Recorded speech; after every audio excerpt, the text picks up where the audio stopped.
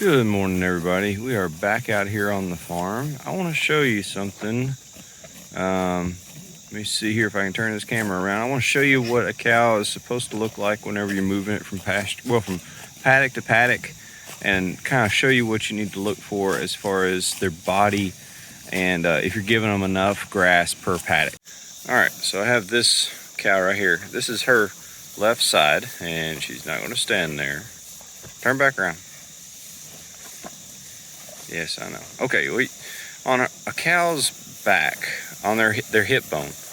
Let's see here. See, that's that cow's right side. You want to really look at the cow's left side. And because they're heading this direction, I'm on the wrong side. Now, just looking at that hip bone that's on that one.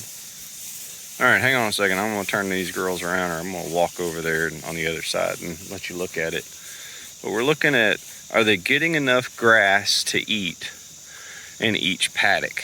And it's really important because you want to make sure that they are eating well. So hang on. All right, so as soon as I get out of this sunlight, I want to just show you. You may not be able to see it the best on this old cow. Let me zoom in. So you see her back. There you go. You can see that hip bone. Right in front of that hip bone, you want to see, is it sunk in or is it smooth? And right now, that is smooth. And what that is underneath that front hip bone, or that back hip bone, I should say, is where she has all of her cud and where one of her stomachs are that's digesting the food. And if that is smooth and not sunk in like a cereal bowl, that cow is eating right. So all these girls look pretty good. Again, that's the right hand side of the cow. The right hand side will stay kind of sunk in on that part. You can see on that girl right there. But when it comes to the left hand side, that's the side you want to look at. Here's our two little, I guess you would call them yearlings. There are two 50% cow, 50% South Pole cows and commercial cow, 50-50. And that's them. There's Mr. Cadillac. He is about to come off of all of the cows here in about a week. He'll be getting his own pasture, his own little section, and you won't have to worry about being out here with all these girls the entire time. Alright guys, here's another little section. Here is the pond. Now this is not perfect. I really do want to get that water system installed. We're really working with the natural resource group to be able to have fresh water pumped out to these cows. But for the time being, what we're doing is we are fencing off the small ponds with just regular polywire. I mean, it's nothing fancy, just polywire. And it's keeping them, they're able to drink, well, if I can talk clearly here. If they can drink from underneath that polywire, that keeps them out of the pond. These cows I'm down here in a little washout, and they're standing up there. You guys are taller than me. Little 44. That is our free Martin cow. We're gonna have to see how that works out. She's a mess. She loves to run, and that's okay. That's part of being a yearling. Yep, I know. I'm down here on your level. Let me move. As you can see, this grass right here, I'm getting distracted, but anytime you can talk about grass is a good thing. This right here is not good. This is not what I want as my final product. This is broom sedge. And honestly, folks, if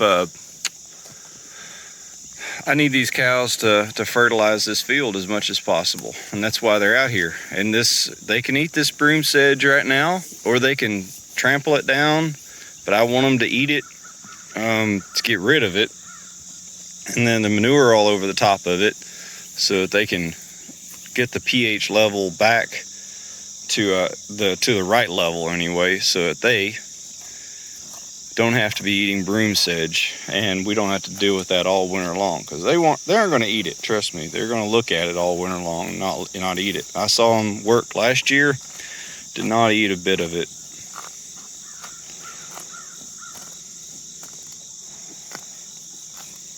Pretty cow. Well, so this is that cow's right hand side, and it still looks pretty smooth, but you want to look at that left hand side, which they're being camera shy about for some reason. All right, back to the pond. Let me show you. There's two. So that one back section over here, that's all worn out. That is the one side that they've been drinking off of. Now I've fenced that part off, and now, so there's a nice manure pad. That is worth its weight in, I mean, that is just wonderful to have.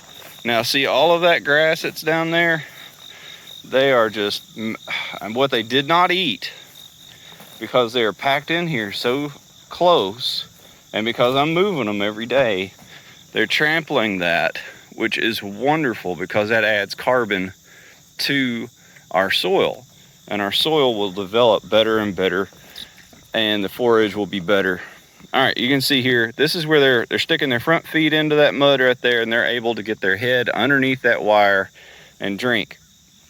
Is this perfect? No, it's not perfect, but it is a whole lot better than them wading out into that pond and drinking, and just, it would not be a pretty sight for this small little pond. And I want to keep the water as good as I can, and honestly, it's not perfect.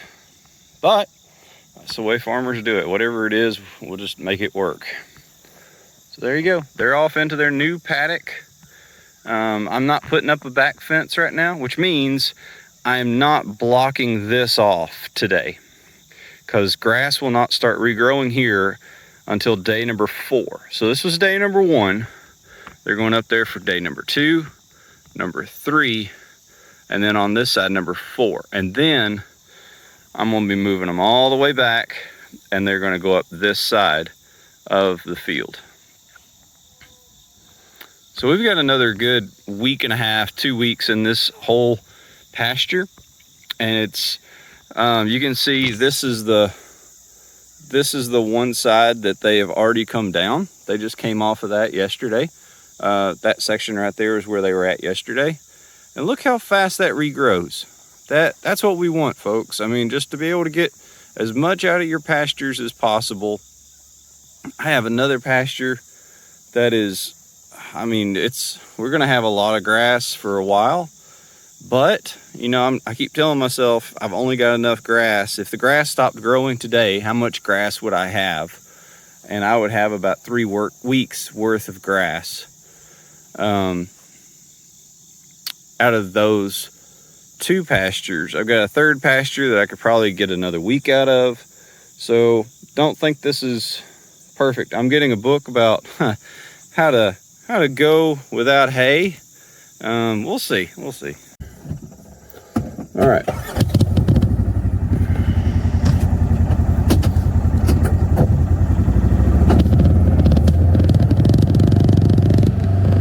Now we got to go back here, and we're going to move our mineral feeder. That's what we're going to do. Just got the side-by-side serviced. Side-by-side needed a servicing, honestly. So it's good to, I had to go without it for like a day, which was not terrible. I can move everything by hand, even including this mineral feeder. But if you don't have to, don't. Guys, I like to consider myself pretty young. I am 36 years old. And guys, I gotta tell you that my back, that sometimes it can hurt. My neck will get little sores in it and everything, or whatever you want to call it. No, it'd be sore, not sores. That sounds disgusting. Okay, no, it'll get sore, and having this side by side is wonderful. I definitely want to make sure that we take care of it and keep it running a long time. All right, guys, we took down a fence. And we've got the cows eating out of their mineral feeder now, which they're back there behind me. And hope you guys have a awesome day, and we'll see you in the next video. See ya.